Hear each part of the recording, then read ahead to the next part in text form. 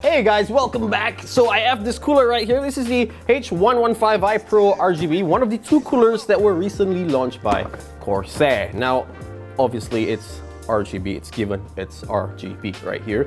But the biggest difference, I guess, besides RGB, is sort of change the whole pump header design, and they don't give you SP fans anymore, they give you ML fans. Now, in my opinion, fans in general are the most important component of an AIO besides the pump header. I find the pump header and the radiator quite negligible because they're pretty standard overall. I find that fans are most important as how much hot air you could sort of push out. So let's take a look at the fans and then take a look at the cooler in general, and let's see how much performance or just how much heat it could just push out in my little stock fractal design case. Let's do it.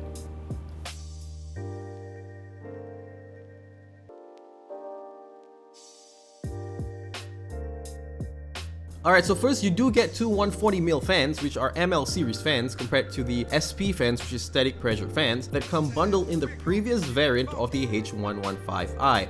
But I guess the biggest difference is of course the whole new pump design, which is, well, RGB too.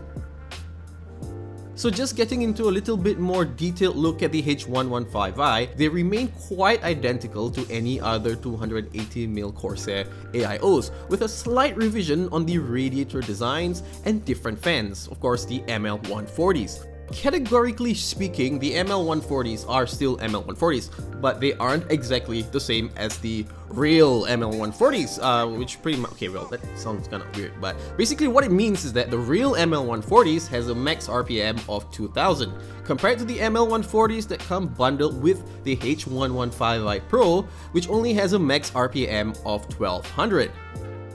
They are, however, still pretty good though. Pretty decent radiator fans, I must say. Now, I do have a couple of MLs lying around, and the only reason I don't use them is because they're just a bit too thick.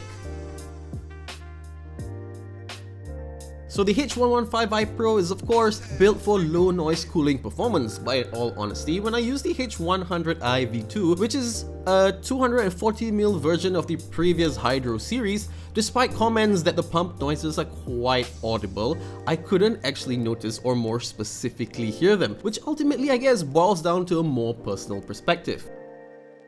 So the pump header design has pretty much changed ever since. Now it sort of looks like the old version of the Corsair AIOs with a little bit of classic look, I must say, compared to the V2s, which in my opinion is a bit more sleek. Braided cables do also come in as standard, and it still maintains the same amount of flex. So in terms of compatibility, the H115i Pro is definitely compatible with most current and previous generation of processors, but unfortunately not just yet for the Threadripper. And I'm pretty sure that once Corsair sort of announces the whole new Threadripper support, you're probably going to be able to claim it for free or just pay a small amount and get the Threadripper socket if you like. So trying to assemble the cooler is pretty much straightforward, but this time you do have an additional SATA cable directly to the pump. It's a little bit of a mess this time since you get additional cables, unlike the previous variant of the H115i Pro, but still pretty much manageable.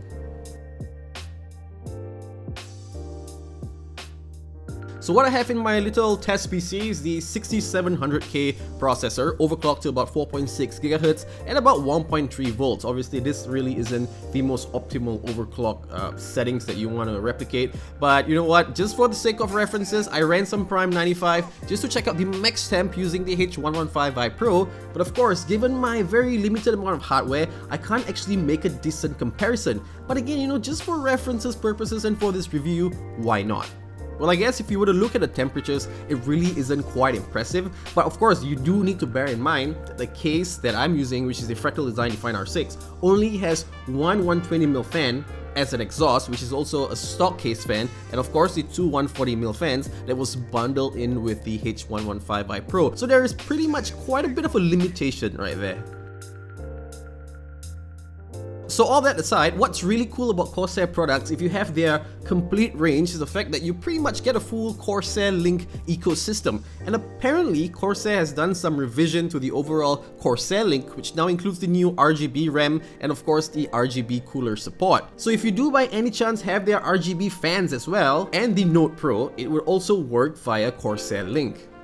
So another key highlight of the Corsair H115i Pro is the 0 RPM mode. I guess it simply means that the fans would stop spinning until temperatures hit about 40°C onwards. So I guess that pretty much contributes a lot to the whole low noise claim by Corsair, and that's pretty much a good thing. So just to quickly sum things up, prior to me moving into a custom water cooling system, I was actually using a H100i V2. There were no problems at all with the AIO, but of course, they do come with certain limitations even with the H115i Pro RGB.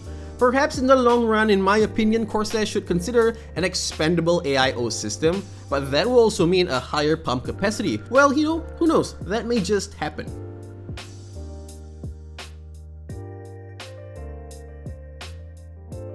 So the Corsair H115i retails at about 690 ringgit if I'm not mistaken, the 115i Pro RGB. I think the 150 definitely costs a little bit more because it's a triple fan AIO, but specifically this one costs about 690 ringgit, and you can purchase them at any PC stores of your choice, of course, or in the link in the description section below too. And of course, a big shout out to Corsair for sending this one over. And just before I quickly wrap this up, I'd really like to see a case that is sort of fully Corsair integrated. You have the PSUs, you have the RAM, you have the coolers, you have the Corsair RGB fans as well. It'd be really nice to see how all these little components come together in the whole Corsair Link software, hence the whole ecosystem. Anyway guys, let me know what you think about this video. Of course, if you've not hit subscribe, do it right now, man. That would be so nice of you. And of course, give me a big thumbs up if you like this video. I'll see you in my next one, man. Bye-bye.